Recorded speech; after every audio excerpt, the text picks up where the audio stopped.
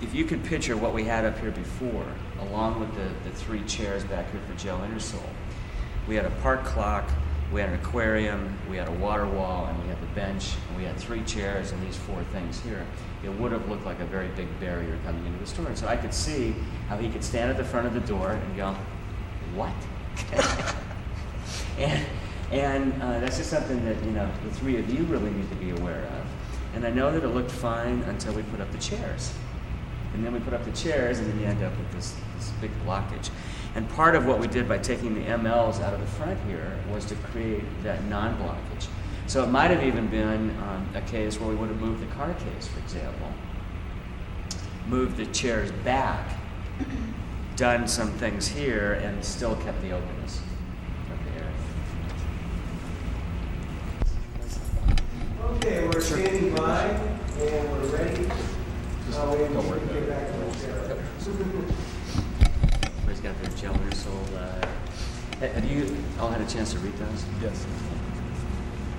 Okay, we're standing by, and we're ready. Anytime you like. Good morning. Morning.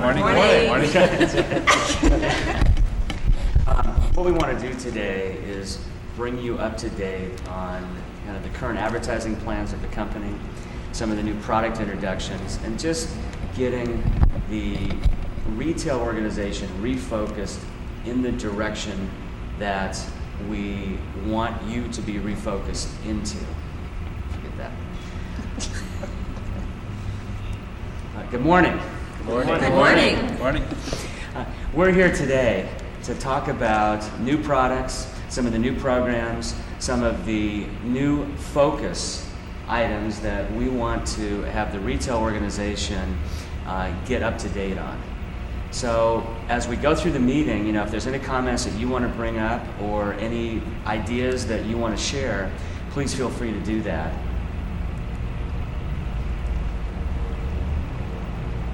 Okay. That's good. Good. Now,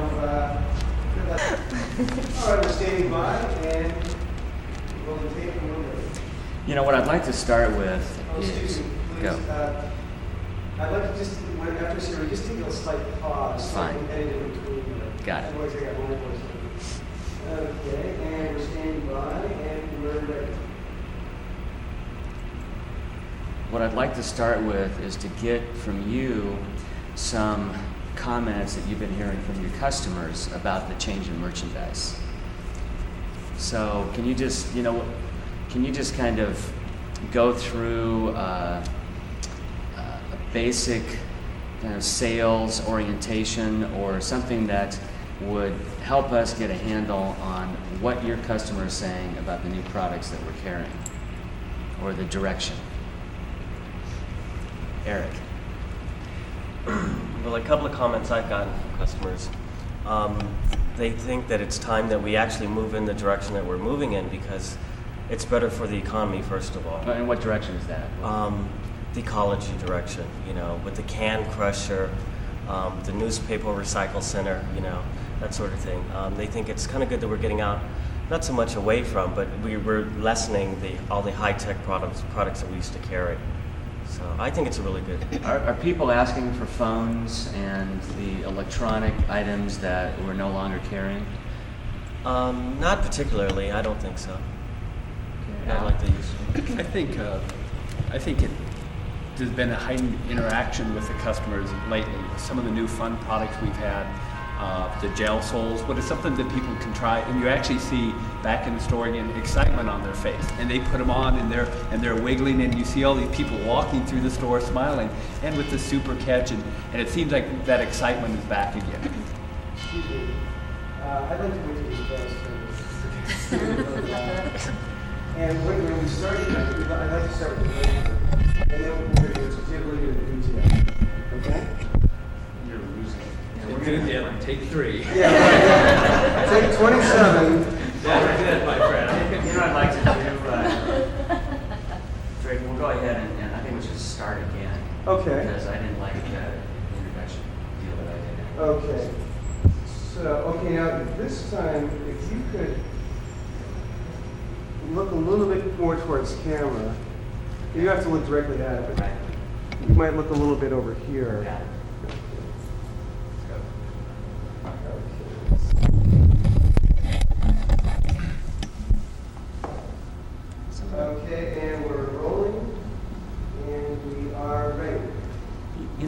like to start with this morning is to get some comments from you that you've been hearing from your customers about the change in merchandise mix. Eric? Just some of the things, I've had a couple of customers come in and actually make comments on, for example, we're changing into like the ecology type area. For example, like the can crusher, the recycle center.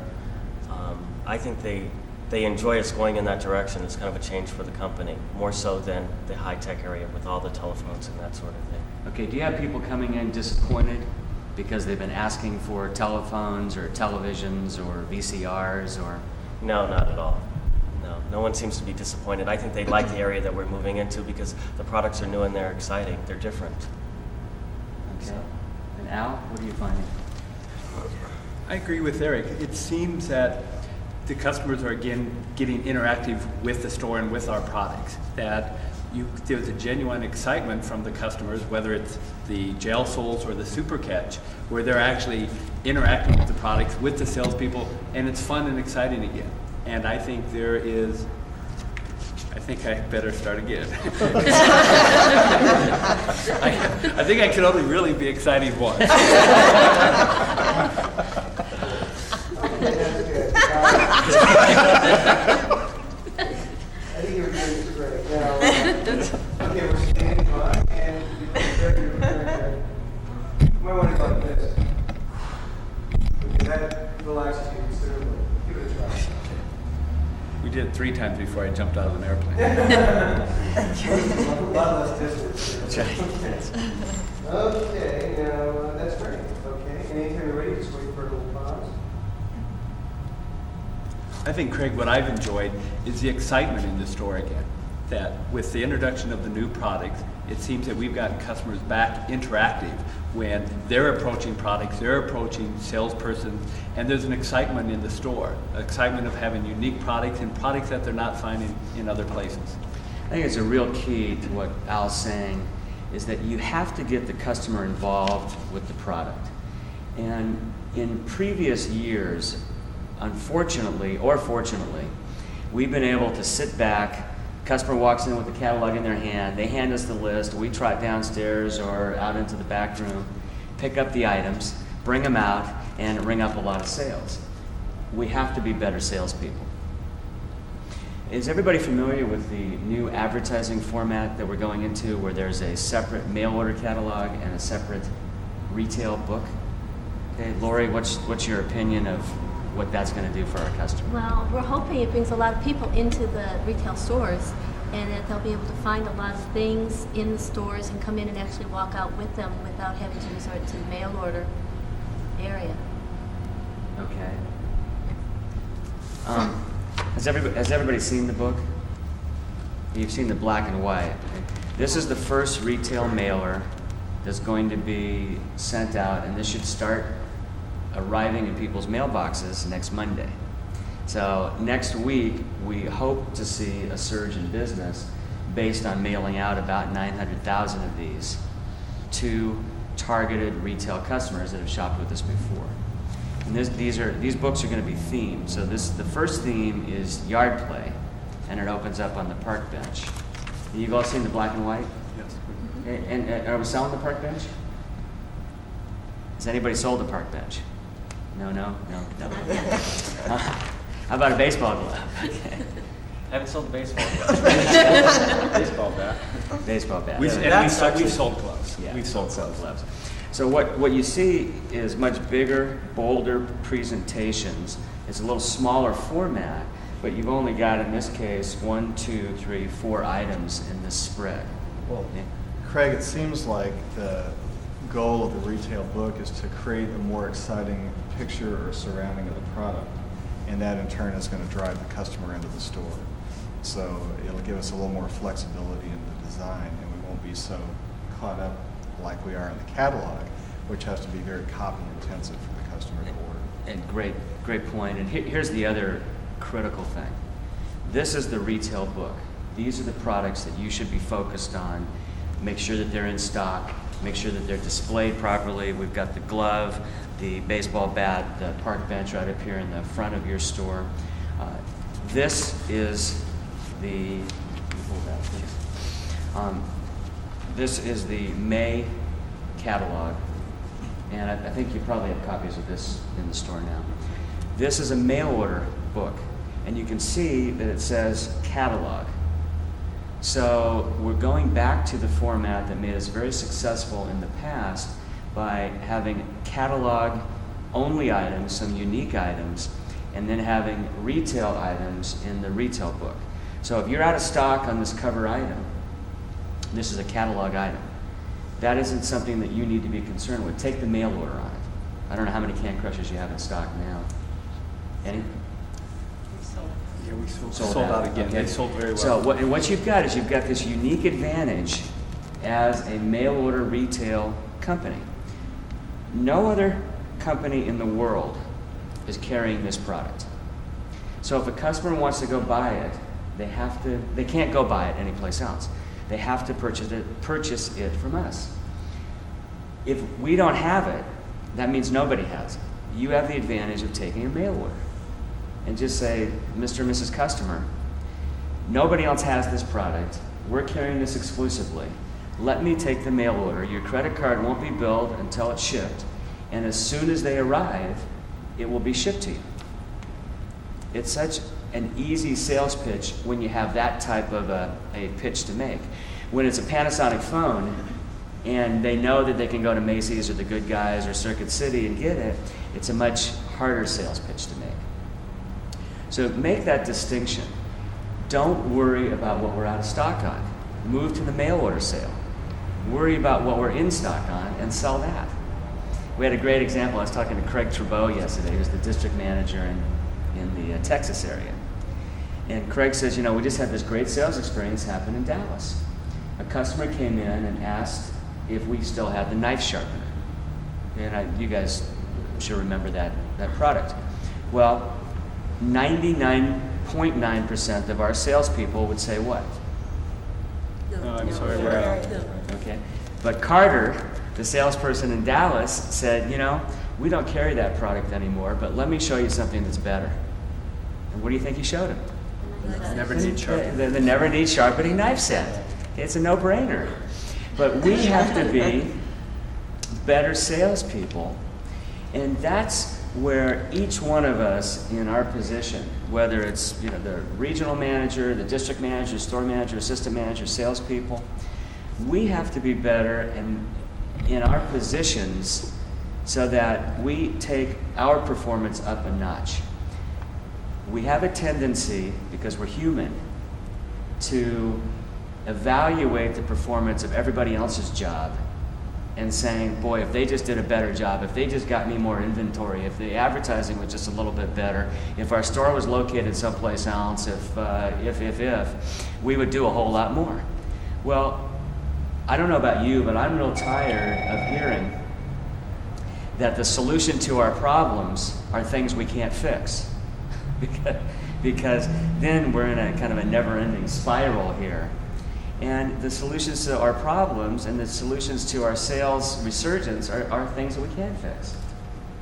And that's by focusing on the products that we own. Any other comments about, sure. What I'd like to do is, I think you made a very good point just there. I'd like to get a time shot of the point. Okay. Don't want to slow it down, you're doing great. What point did I just make? What point was it? Think about if we only had a better location. Yeah, okay. And Okay. all the ifs. All right. And those things really should. I'll just repeat that. Yeah. Okay. What's the question? The question was, with the separation of the mail order catalog and the retail mailer, can we still waive freight on catalog orders when they come into the store with it? When they come into the store with a catalog and it's an item that would normally be carried in the retail store, so there's a distinction. If you flip through the catalog and it says mail order only. Right, obviously, you can't waive freight on Right, that. we cannot waive freight on If that. they come in for the Are we going Sutter strict- recycler, you can waive the freight. Okay. Yeah. Even though it's Would not it be in the cross-referenced with this one? Is that what you mean? Uh, No? It's a current retail Yeah. product, and we've got 3 lists now that we're dealing with. So you've got a current assortment list, and that will include anything that is in the retail book or anything that is in the catalog that is not mail order only. Okay. Okay, and if it's on that list, then yeah, it's a current store item. So that can be a great way. It's a distinction that you're going to need to make. But if somebody comes in for this, just to repeat that, if somebody comes in for this product and now we're out of stock, and you sell them a mail order, you waive the freight because it doesn't say mail order only. We're going to be carrying a product called the rock. What's that rock climbing wall? Walking wall. Tread wall. The tread wall. We're going to be carrying a product called the tread wall, which is a rock climbing wall exercise piece. 15 feet The long. 15 feet that says mail order only. We're not going to waive the freight on that. Okay, so that would be. Yes. No, we'll have, what we'll have is up at your wrap desk, you'll have one of these catalogs, just like you do on the stand up here with the cards where it tells you how to sign up for the catalog. And you'll have some of these to give away in the store, but not nearly the quantities that we've been giving away in the past. So this will be the only one, and we're not going to have these on display on top of the ML4s anymore, even this one. So you just have this up one place in the store. Okay, can we do the speech about the locations? Right. And all the advertising and stuff? Right. Having a good time? Great. We did. We're all still here. We probably told this story before, but we had a store managers meeting. 3 or 4 years ago? When was that, Pat? When we had 4, I think. taping and the 4 years ago. yeah. We had a store managers meeting, and we were taping in the large conference room at the corporate office. So this was probably 27 store managers.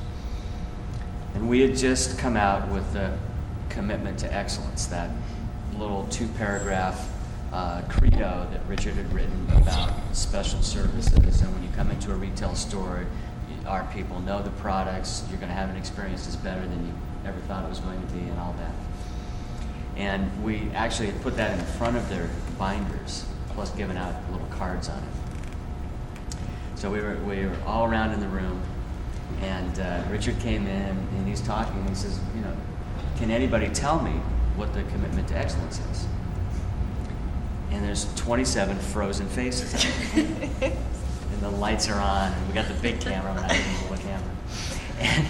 And I'm looking around the room, I said, come on guys, just open up the binder, and it's right there. And then he says, well, do you have an inkling of what it is? 27 frozen faces. So he says, the first person that can tell me kind of what it is, I'll give you $1,000.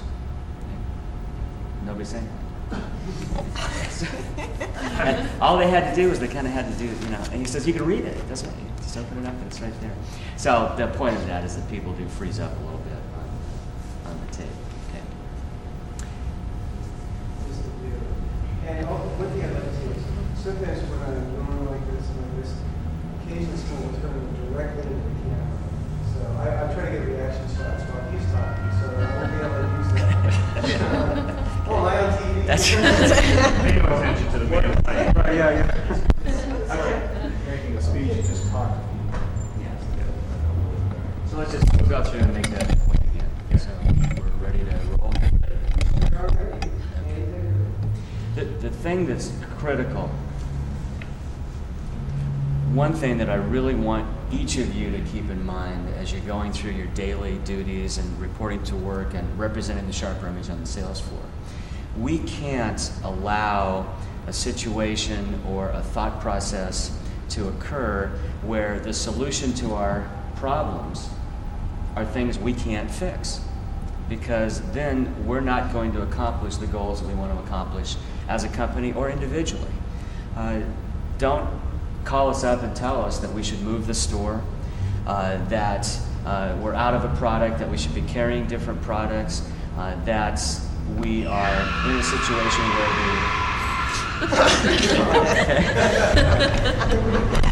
we're killing people. Everybody's a Craig. That's our air system. Oh, wow. Is there any way to turn that off? Al, is there any way to turn that off? They were taping at the David Street store right in back of us was the super catch display. And right in the middle of these things, the super catch thing goes.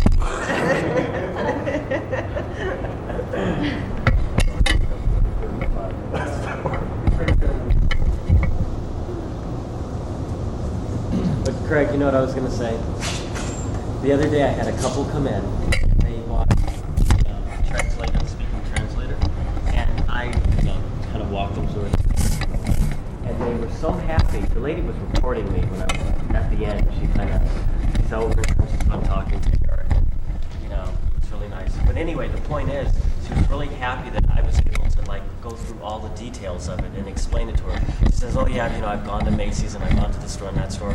She goes, you go in and no one knows the products. And she goes, it's kind of nice to deal with people in Sharper Image because they really know the products and they can walk you through everything.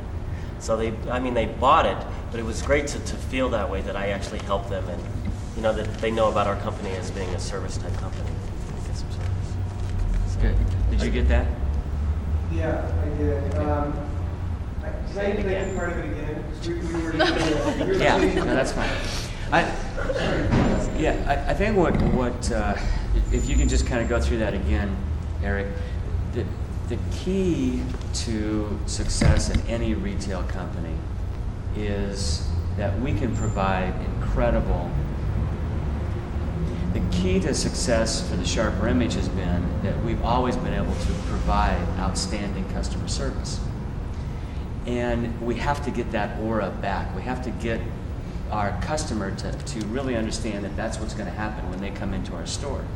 And that's back to the focus of having somebody positioned here, having somebody positioned here, having somebody positioned here, so that when a customer comes in, they know that there's somebody working on the floor and that somebody is going to come up and be able to help them. And you were just telling us about an experience that you had. Yeah, I had a couple that came in the other day and they wanted one of our translators. And so I showed them the speaking translator, kind of went through all the details of it as to how it speaks and, the different languages that it has in it. And when I got through, they naturally bought it. But when I got through, they thanked me. They thought it was very nice of me to be able to know the product. And they also gave our company a compliment saying that when they go into the Sharper Image, it's nice to go into a store where the salespeople actually know the products. Some of the stores that they go in, someone's standing behind a counter, no one's out there to help them. But in the Sharper Image, there's actually a person there that can walk them through whatever they need help on. So. Joy, anything to add to that? Can we stop? Get out of your chair. We've got one opening.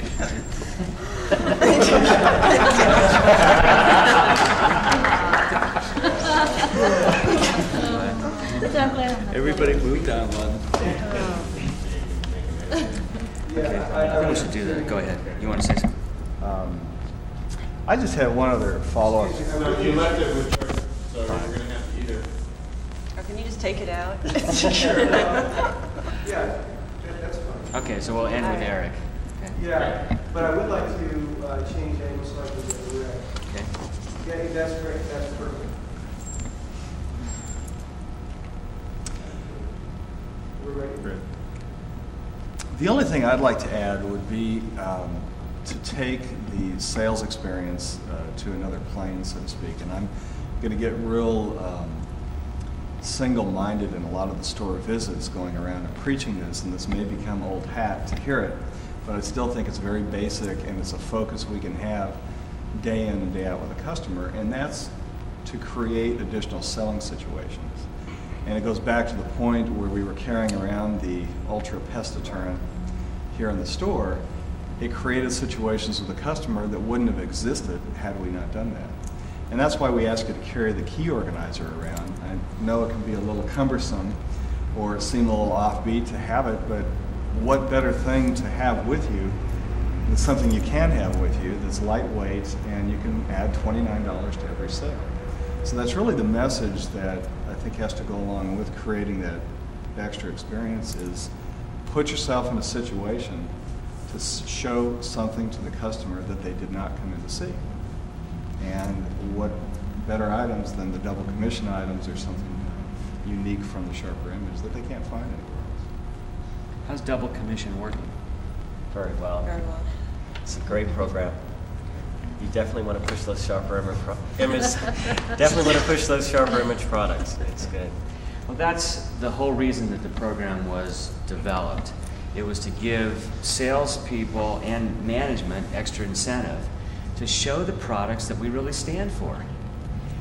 If you can sell a sound soother, a slide viewer, any of the face maintenance products, any of the items that are in the double commission list, you not only are benefiting your own pocketbook, you're also building the image of the Sharper image.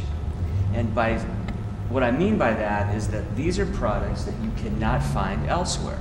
And wouldn't it be wonderful if someday the customer could walk through the door and every single product that we had in the store was unavailable anyplace else in the world except for the Sharper image? You know then that it's not going to get price matched. You know that we're going to be able to make the sale if the customer is remotely interested in that product because we're the only outlet for it. And the more that we can push our double commission items, again, the more you earn and the better our reputation gets built. Okay, what I want to do now is talk about probably the most exciting product introduction that we've had in a long time in terms of just being able to have fun and entertain your customers in the store, and that's the gel innersoles. Has everybody had a chance to read the brochure? Okay, and can anybody tell me what the 6 steps to selling a gel innersole are? Oh, Lori! I don't know. Okay. Well, first you have to introduce the product and tell the customer. One moment, please. I think they're ready. Put your hands down. I already have, I'm sorry. Okay. Please continue. Well, first you have to introduce the product and let the customer know that it's a brand new product that we're introducing for the Sharper image. It's available only with the Sharper image. And then have them actually take off their shoes and stand in it and get a feel for it on the floor. After that, have them put it in their shoes. That's the best way to have them really try it out. And have them put it in both shoes, not just in the one. And have them walk around if they can. That's the best. Have them walk through the store and look at other items and hopefully have such a good experience wearing them that they're going to end up with at least one pair and hopefully more than one. You can move them from shoe to shoe, but it's nice to have one for every shoe in your wardrobe. Beyond that, just explain how it makes your feet feel. It really does feel like it's giving your feet a real good massage. Tell them it feels like walking on a water bed. And then just ask for the sale. Tell them how much it is, $19.95 for one, $34.95 for two. And ask for the sale. Great. And the key to what Lori ran through there is that you can sell a person in 3 minutes, you can sell a family in 5 minutes. And you don't need to introduce new concepts.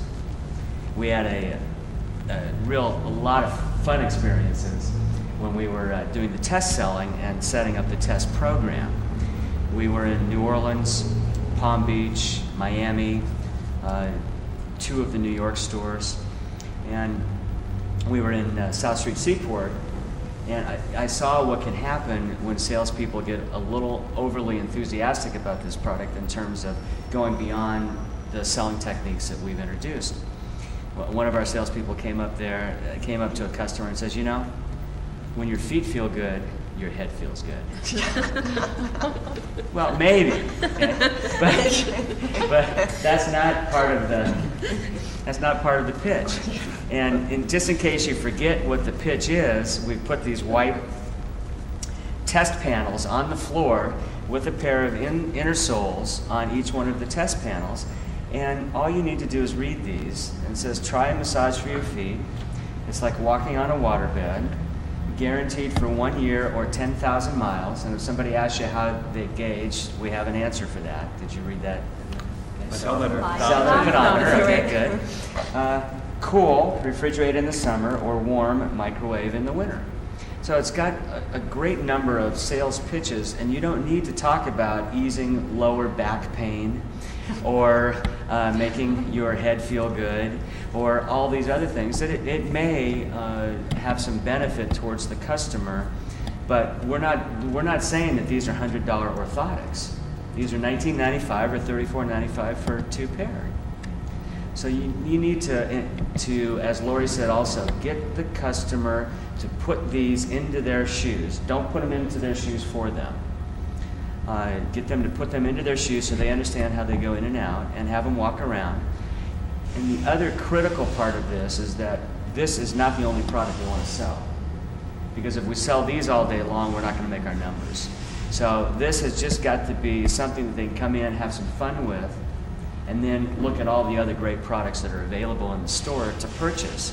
And this should be an outstanding add-on. If I were a salesperson and the customer came in through the door, walked over here, didn't deal with Christina as the Intersole salesperson in that particular transaction, and they came up and were working with Eric or Joy or Al, and they're buying some luggage, or they're buying a piece of exercise equipment. As I was completing the sale, I said, there's one other product I've got to show you, and they're right here. And then I just pull your shoe off, and you just show them the Intersole, and you come on up, just take a few minutes, and I can't live without having these in my shoe. You should be able to get a great add-on by doing that. And I can't believe that there's going to be very many customers that you won't be able to sell these to. Excuse me.